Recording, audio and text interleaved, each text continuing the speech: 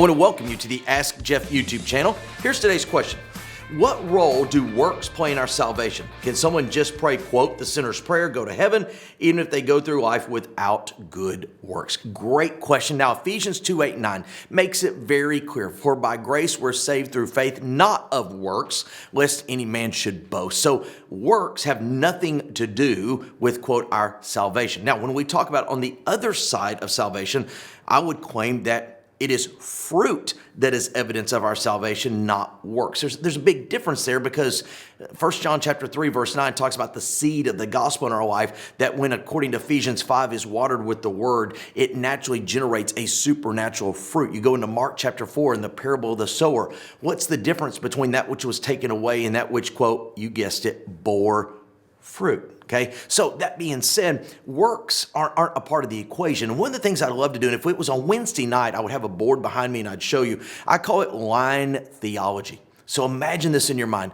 Take a board or take a platform of any kind in your mind. Draw a line down the middle.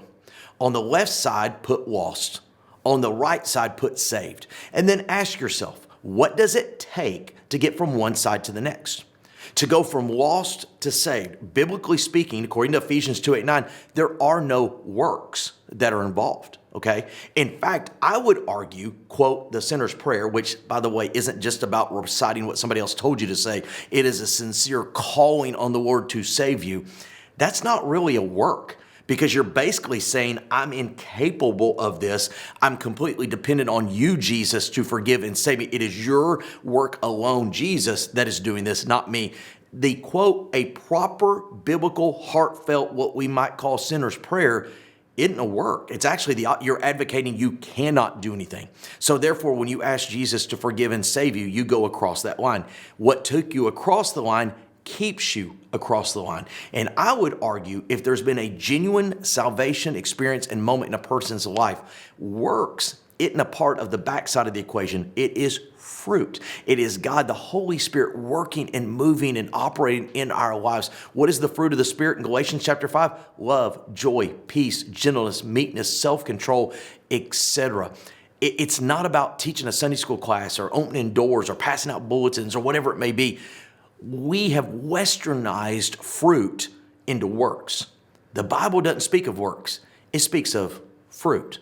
You can show up to church every Sunday. You can open every door. You can make coffee and do all those things. But if you never once display love, joy, peace, etc., the fruit of the Spirit, we have to question ourselves. Has there really been a genuine salvation experience? Or somebody just being religious according to the standards that somebody told them? It's a great question. I'm glad you asked it. If you have one, send it to askjeff.net. Maybe your question will be tomorrow's. Thanks for being a part of today's daily question. Now, we answer a question each and every day. Please feel free to submit a new question at askjeff.net. We may not have gotten to yours today, but we eventually will continue to be a part of this. Subscribe so you don't miss out on a question every day.